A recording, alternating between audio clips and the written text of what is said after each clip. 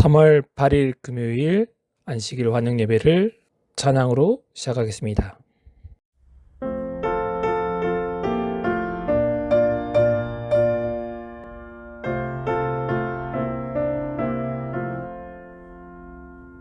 사랑의 목자 예수 죄인을 부르사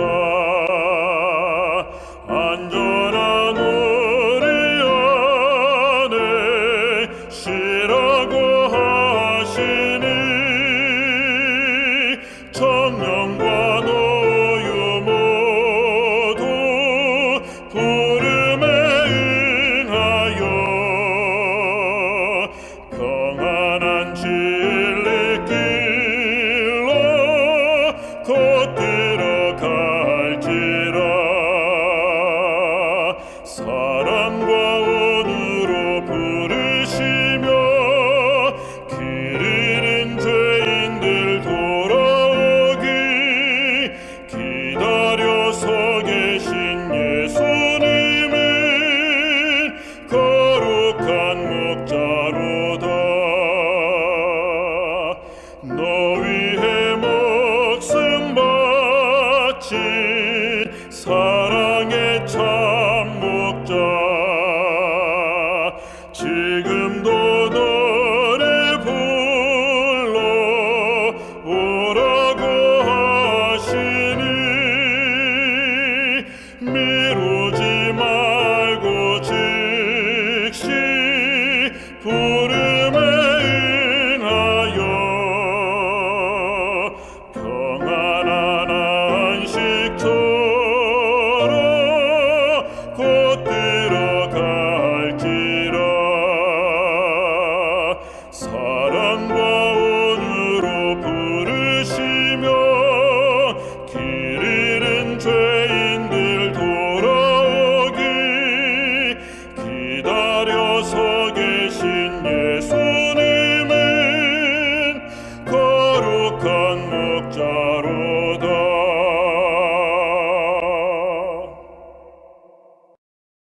사랑의 아버지 하나님, 오늘도 하나님의 말씀을 함께 전하고 듣도록 하겠습니다. 전하는 저와 듣는 모든 성도님들에게 하나님의 은혜가 함께 하시기를 예수님으로 간절히 기도합니다. 3월 8일 금요일 안식일 환영 예배 오신 여러분들을 환영합니다. 오늘 28장 로마로 가는 바울의 여정 두 번째 시간입니다. 지난주에 우리는 바울이 출발하는 것을 배웠습니다. 그리고 바울은 로마로 반드시 간다고 이야기했습니다.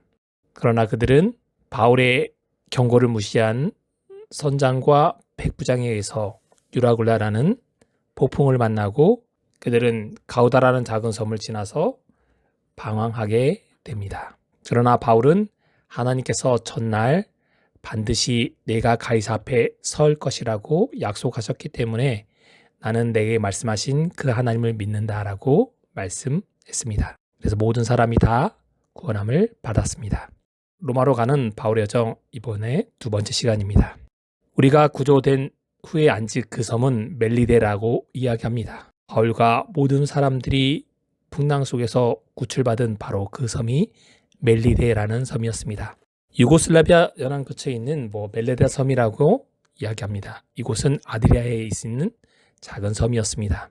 이 섬이 그들이 도착하고 나서 알았습니다. 그렇게 큰 섬이 아닙니다. 전체 길이가 약 29km고 너비가 약 15km 정도 되는 작은 섬이었습니다. BC 1000년경에 페니아키케아 사람들이 이 섬에 이주하여 식민지를 건설했고 BC 218년 로마가 제2차 카르타고 전쟁에 이곳을 다스렸고 아우구스투스는 이 섬을 관할하는 행정관을 세웠습니다.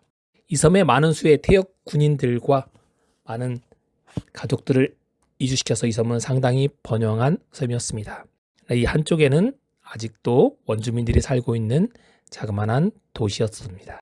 사도행전 445쪽은 바울이 살아난 것에 대해서 이렇게 얘기합니다. 군사들은 제수를 모두 죽이고자 하였다. 로마법은 이 잔인한 정책을 제거하였으나 이 계획은 즉시 집행되어야 했다. 그러나 살아남은 모든 사람들은 바울에게 깊은 은혜를 입었다.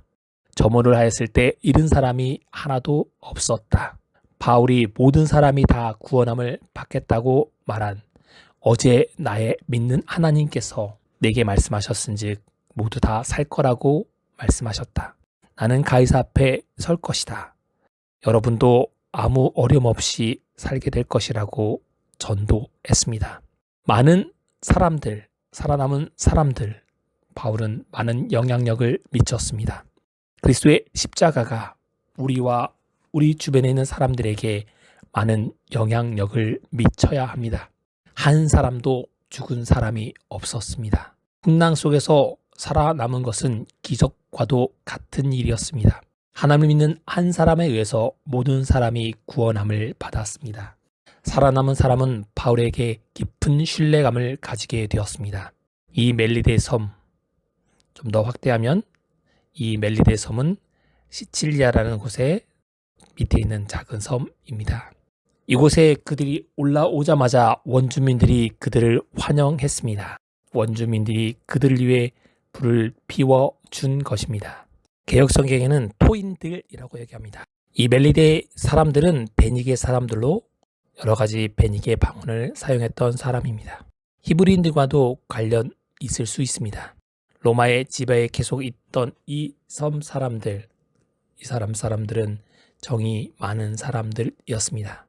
섬 사람들, 그들은 낯선 사람들에게 적대 행위를 베풀기보다는 주위에 지친 몸을 녹일 수 있도록 배려해 주는 사람들이었습니다. 그들이 베풀어준 친절은 일상적인 것이 아닌 특별한 친절이었습니다. 그래서 여기에도 특별한 동정을 베풀었다라고 이야기합니다.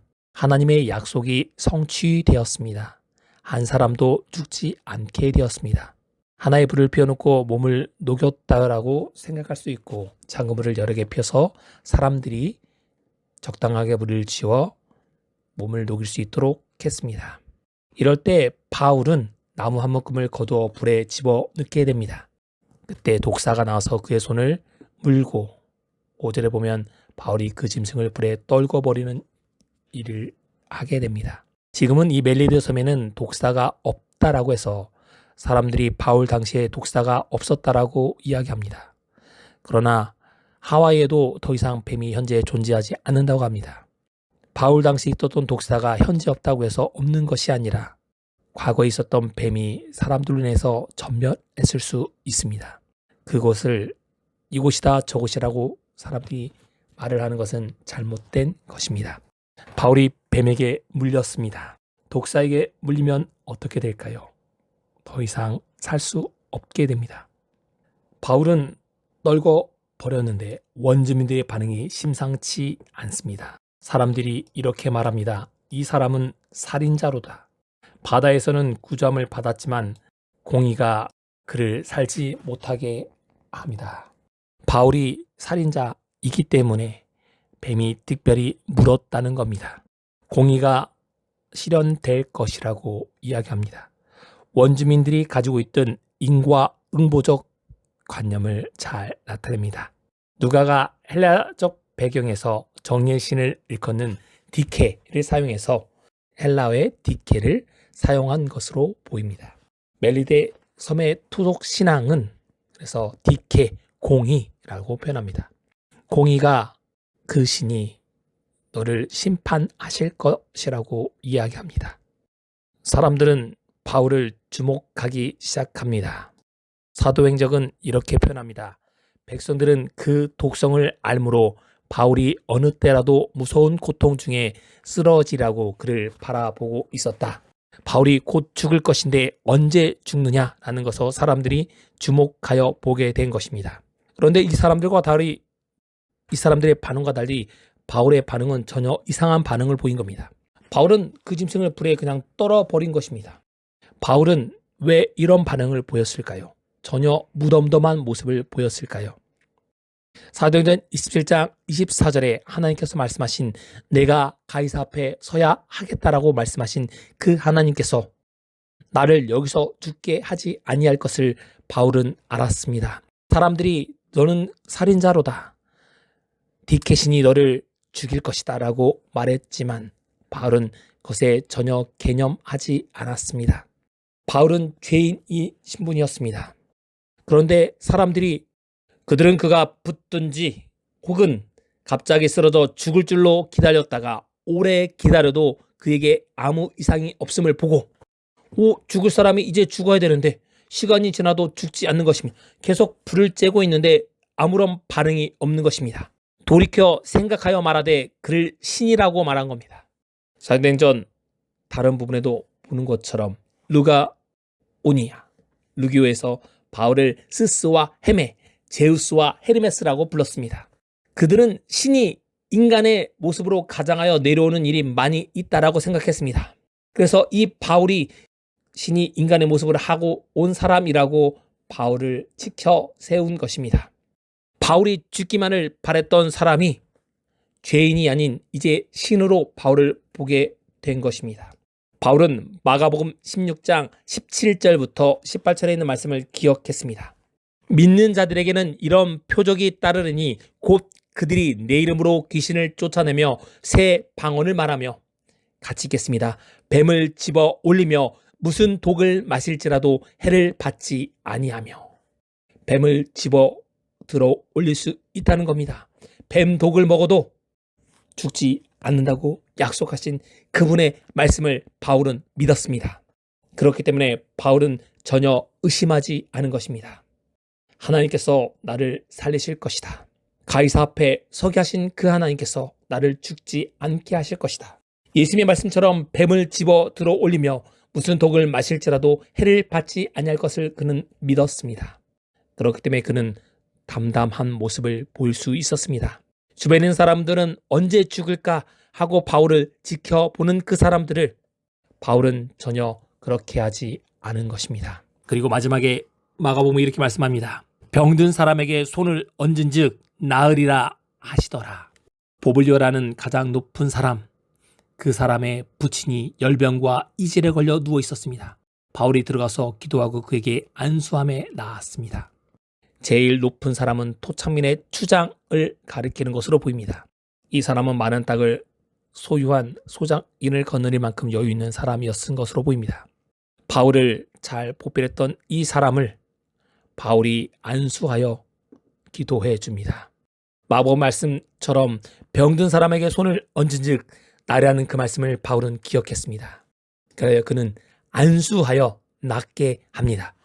우리가 잘 알고 있는 야고보서 5장 15절에 있는 말씀을 같이 읽겠습니다. 믿음으로 간절히 드리는 기도는 병든 사람을 낫게 할 것이니 주님께서 그를 일으켜 주실 것입니다. 바울은 믿음의 기도를 하였습니다. 바울과 함께 있었던 누가와 그의 시종이 함께 기도했을 겁니다. 간절히 기도했을 겁니다. 병든 사람에게 손을 얹었습니다. 그랬더니 그가 낫게 되었습니다. 그의 아버지는 열병과 이질을 겪었습니다. 이 열병과 이질이란 말은 누가가 진단한 것으로 보입니다. 의사 누가는 보블리오의 부친이 앓고 있는 질병을 정확하게 진단하였습니다. 그러나 그는 의사였지만 병을 고치지 않았습니다. 오직 질병의 치료는 바울의 기도와 안수의 결과였습니다. 믿음에 간절히 드리는 기도는 병든 사람을 낫게 할 것입니다. 여러분과 저희 가족 중에 아픈 이들이 있다면 간절히 하나님께 기도하게 되시기 바랍니다. 주님께서 그를 일으켜 세우실 겁니다. 바울은 그의 동역자들을 복음을 전할 수 있는 많은 기회를 사용하였습니다.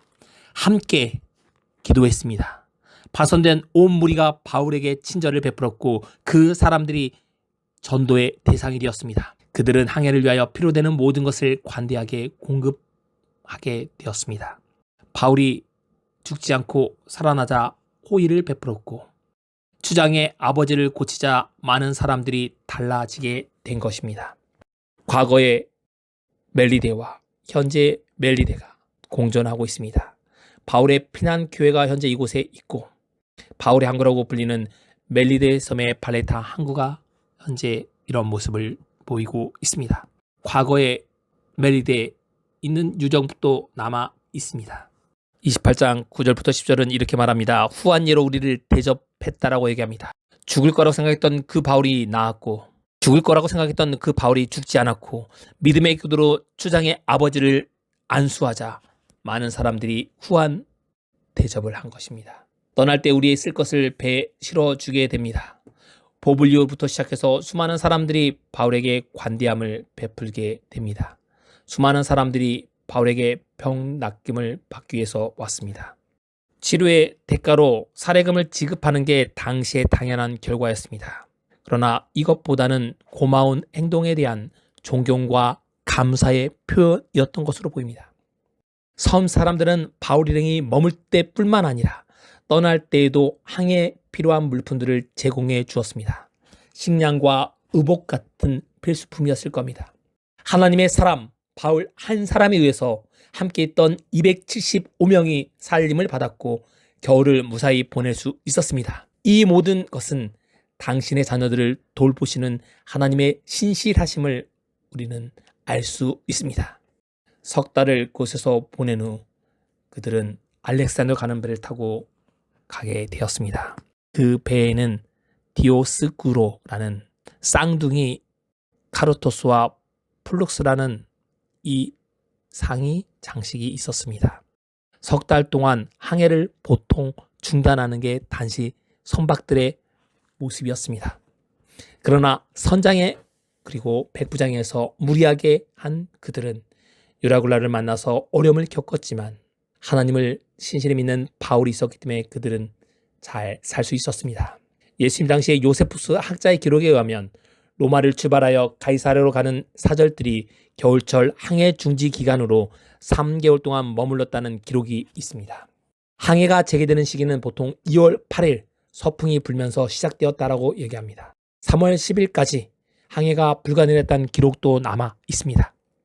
바울이 탄 배가 태풍을 파손된 건 아마 11월 초순경이었을 겁니다. 알렉산드리아 배 디오구스를 타고 가게 됩니다. 알렉산드리아부터 출발한 그 배는 다름 아닌 곡물 수송선이었을 것으로 보입니다. 쌍둥이 별자리를 나타내는 이 항해 수호자가 배 머리에 있었습니다. 그렇기 때문에 안전한 것이 아니라 하나님이 함께 하셨기 때문에 안전할 수 있었습니다. 이제 그들은 수라 굴라로 출발해서 레기온으로 가게 됩니다. 레기온에서 하루 분한 후 다시 이제 남풍을 타고 보디올로 가게 됩니다. 로마로 가려면 남쪽에서 부는 북쪽으로 부는 남풍이 불어야지만이 수월하게 갈 수 있었습니다. 북쪽으로 항해하는 데 어려움이 없었던 겁니다. 이 수도에서 224km 떨어진 보디올이라는 곳으로 가게 됩니다. 이 보디올에서 이렇게 얘기합니다. 형제들을 만나 그들의 청함을 받아 이래를 함께 머물렀더라. 믿는 형제들을 만나서 너무나 기뻐서 7일간 곳에 머무르게 됩니다. 바울은 현재 죄인의 신분이었지만 상당히 좋은 대접을 받은 것으로 보입니다. 왜냐하면 바울로 인해서 270여 명의 사람들이 구원함을 받았기 때문입니다. 믿는 사람과 믿지 않는 모든 사람들, 그 사람들이 함께 모였습니다. 많은 사람들이 믿는 사람이 되었습니다. 믿지 않는 사람들이 더 많았을 겁니다. 그러나 바울의 그 믿음의 여정들을 들으면서 많은 사람들이 감동을 받았을 겁니다. 히브리서 13장 5절에 있는 밑줄치 부분과 색깔 있는 부분을 같이 읽겠습니다. 가진 것에 만족하라. 그리고 이렇게 말씀합니다. 하나님께서는 내가 결코 너를 떠나지 않겠다. 내가 결코 너를 잊지 않겠다고 말씀하십니다. 그 하나님께서 오늘도 살아계셔서 여러분을 떠나지 않고 잊지 않고 계시고 우리를 보호하고 계십니다. 이 안식일 하나님의 품 안에서 편안한 안식일, 기쁨의 안식일 되시길 바라면서 말씀을 마치겠습니다. 사랑의 아버지 하나님, 오늘도 하나님의 말씀으로 은혜 받는 시간 주심에 감사드립니다. 우리를 항상 지키시는 하나님이 이 안식일 교회를 찾은 모든 분들과 각 가정에서 드리는 모든 분들에게 하나님의 복이 함께 하시고 돌보심이 함께 하시기를 간절히 기도합니다. 이제 돌아가는 발걸음과 주님의 전을 내일 찾는 모든 발걸음을 주의 전사가 지키시고 인도하여 주기를 바라며 사랑이 많으신 예수님으로 간절히 기도합니다.